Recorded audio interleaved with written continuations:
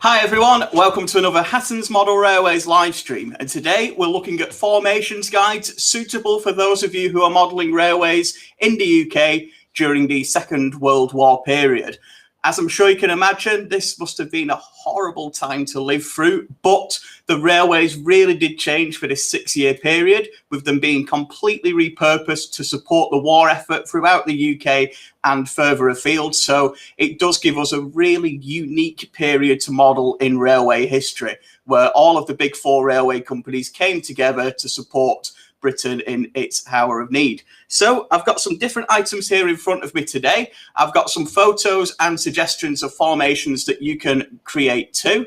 So do have a bit of a look at what I've got here. I've got some other locos off screen that I'll be bringing in too. If you have any questions at all, please do ask them in the live chat and I'll answer as many as I can throughout the stream. Otherwise, if you're watching the video back a little later on, still put your questions in the comments or get in touch with our customer experience team who would be more than happy to help you. Have a look at the link in the description also. There is a full guide on there already for some suggestions for wartime formations, as you can see here, covering passenger and mainly freight duties, as getting the right supplies to the right places really was the focus of the railways, especially towards the end of the war. But let's start more towards the start of the war, as the railways didn't really change for this period. There was a good amount of development during the late 1930s, with lots of new loco designs brought in, such as the Gresley A4s, the Coronation Pacifics of the LMS. This development was cut short by the outbreak of war in September 1939, but a lot of these expresses did run through into the early 1940s, heading through. The railways pretty much ran as they did, certainly for the first year or so of the war. However, things did start to change then with the Battle of Britain in late 1940, the concept of invasion possibly in the southeast of England. The railways really did start to get repurposed to not only defend the British Isles, but towards the end of the war, start supporting the landings to reclaim Europe, including the D-Day landings in 1944. This really is when the railways started to change. A huge amount of money was spent on bringing in new rolling stock and making the railways more economical to run during this time. So some of the new locos that were brought in, I'm sure some of you are familiar with these designs. You've got the War Department Austerity 280. This is a Beckman model in 00 gauge. So have a quick look at this. This is a model that's come through. You can get this with a 21-pin decoder socket, and some formations for this are here on the screen now. These were deployed across the UK initially from 1941, 1942 onwards, but then they were sent further afield following the D-Day landings, and the locos were then dispersed across Western Europe. As were the locomotive that we see below here, the S160s. These were developed in the United States, and hundreds of them built again for use in continental Europe following the D-Day landings, but they were originally deployed across the UK in 1942 and 1943, mainly to make sure they got used and to make sure they got bedded in, but at the same time to train up some of the army crews that would be using the locomotives once they arrived in Europe. So many of these were spread across the UK with the 4 different railway operators. You can see here one working on a duty there for the London North Eastern Railway, working on the Great Central Joint Line at the top, and then also on the Great Central Railway passing through Quorn and Woodhouse. You see the S160 on standard freight duties, because normal freight duties still had to happen. There were still goods that needed to be transported around the country. There were still passengers and business workers, factory workers, etc., etc. So even though there was a lot running through the different railways, they still needed to move the normal items too. But the main focus here is the military side, the different operations that come through.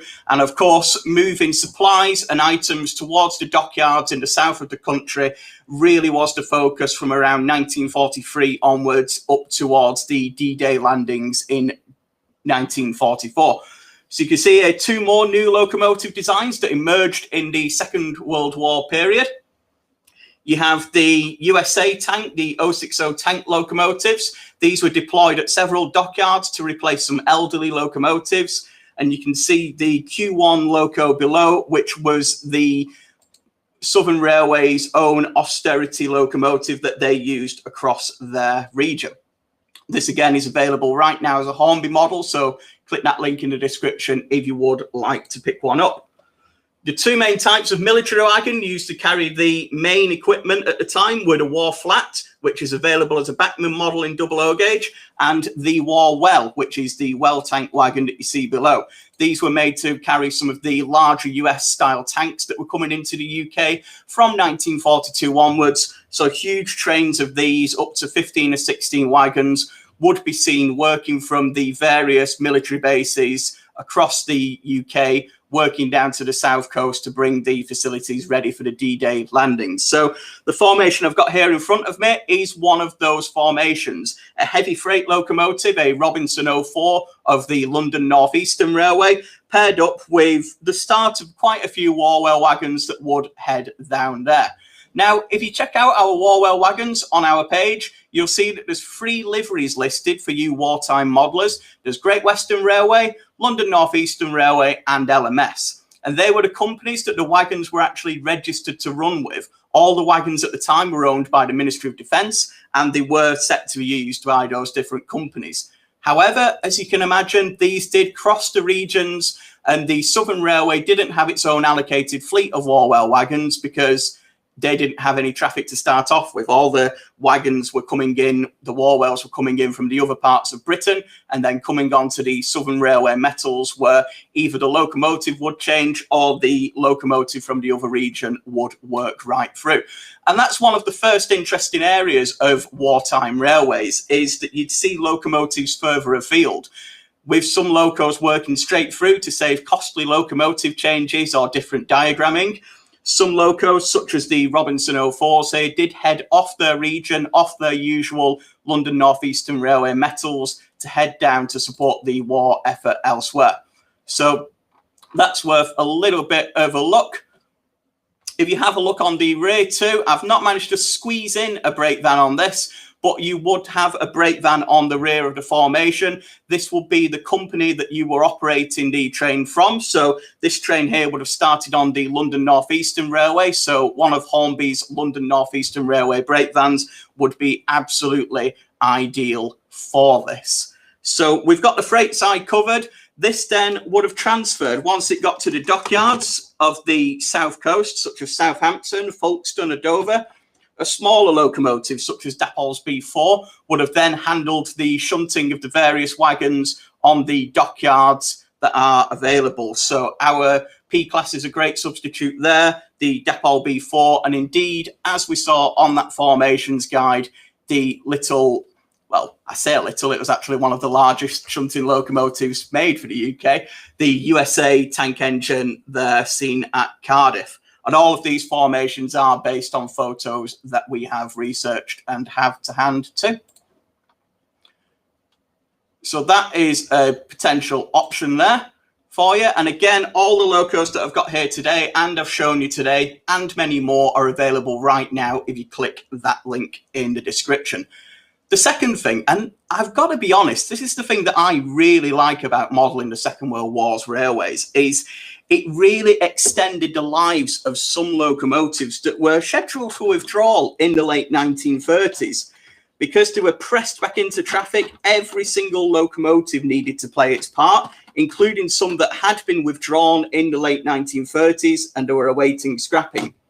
You can see here, I've got the Beckman C-Class locomotive. Now, this design dates back to the early 1900s. These locomotives were being replaced across the Southern Railway network, but the needs of wartime brought these locomotives back into use. They were painted in the wartime colour scheme that we see here with the sunshine lettering, as it's known as, and then put back into service and operated again on the southern region. And there is a huge amount of locomotives out there that have survived purely because they were reinstated for use in the Second World War. A lot of the elderly pre-grouping locomotives that you can find out there found a new lease of life, and then following the Second World War even remained in use with British Rail until the 1950s and 1960s. The C-Class here is just one example of that. Another example is the Oxford Rail Dean Goods.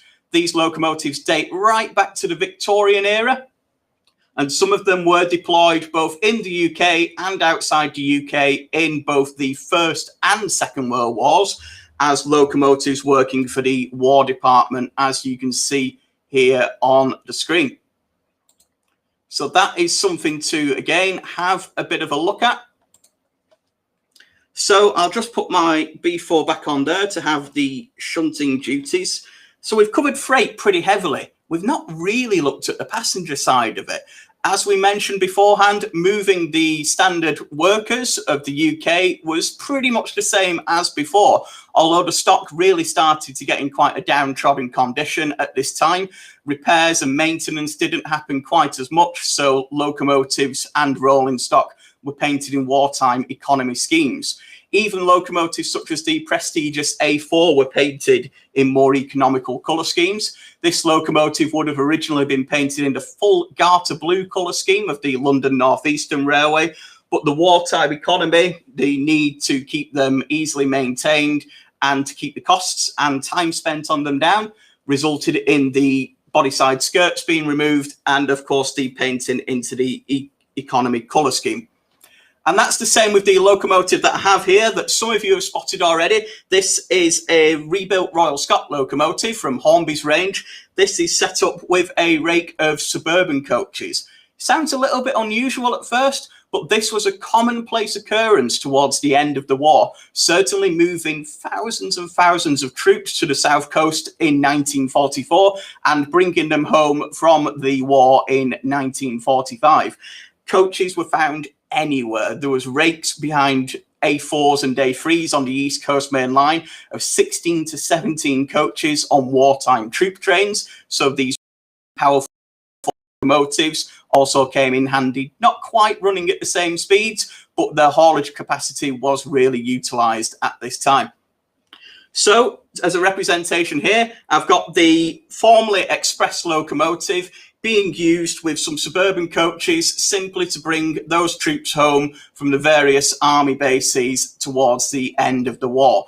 And it's not something you see at any other time in British railway history. The larger locomotives working with the more mundane rolling stock, as you can see here.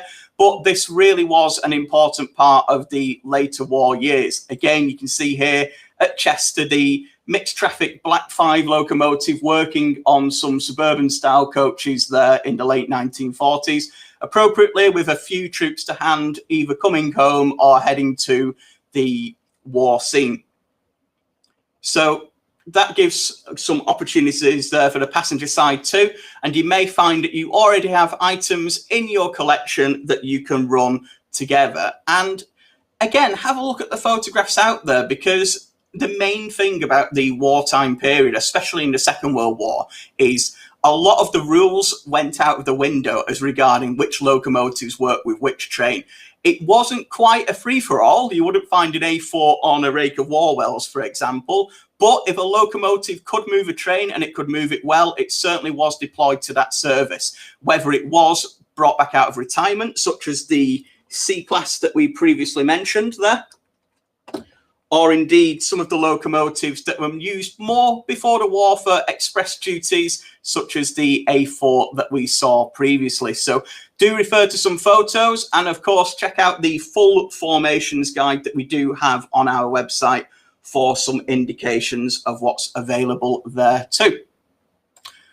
Otherwise, as we said, there is a lot more to it than this. There's a fascinating period of different railways coming together in this time. There's more locomotives that were built. Indeed, there's certain trains that were set up as armoured trains in this time. I don't think there's any models that I've seen out there of these, but they have their own fascinating history with steel-clad bodies, preventing bombs and other damage on the railways. There was also trains set up ready to go and repair any damage along the lines. And these again would use some of the older style flat wagons from the big four railway companies and some of the steam powered cranes to go and carry out repairs. But certainly by 1945, the railways really were in a state of disrepair. The locomotives have mainly been painted in mundane and economy black liveries, even the more express locomotives that we see here. But you did still have a couple of the brighter colour schemes coming through, although at this time it's mainly the black colours for all of the four railway companies from the LMS, the Southern and the LNER that we mentioned before with the Robinson 04. But there's still some great operations to be had. And as we mentioned, you can run different locomotives on different parts of the network, with trains running what they call interregional services, especially bringing important supplies to the south coast of England. And if you check out our website, there's these formations that you can find there. And even more besides that, if you have a look through some of the history books too. So do take a bit of a look. And a really good point by Rob there as well. Some of the coaches, especially in the south coast of England, would have been used in the evacuation of Dunkirk and, of course, bringing troops back over in 1940. But certainly towards the end of the war, you would have started to see the locomotives in these more mundane colour schemes, but at the same time, a really important part of UK history. So if you're not sure, if you do want to model the big four, if you want to model it era free, if you're not quite sure which company you want to settle down with, the Second World War era, although it does have its tragedy, it does have, as we all know, it's one of the bleakest points of world history, unfortunately. But when it comes to the railways, you can incorporate so much more than you can on a standard layout. You can have heavy freight duties. You can bring a lot of the older locomotives out of retirement.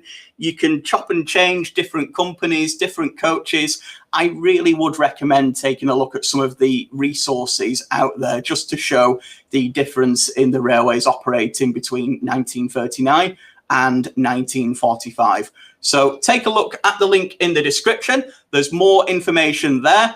As I've mentioned, these models and many more besides are available right now from hattons.co.uk. So check out that link and there's more models there too.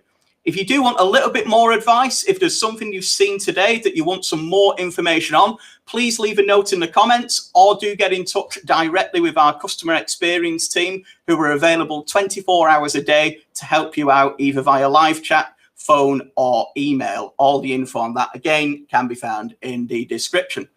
Otherwise, I hope you've enjoyed today's session. If you have, don't forget to like and subscribe to our YouTube channel for more video formations guides, more skills cast sessions, and of course, all the latest model railway news too. I'll just show you some more of those formations before we go. But otherwise, thanks again for watching and I'll see you next time. Goodbye.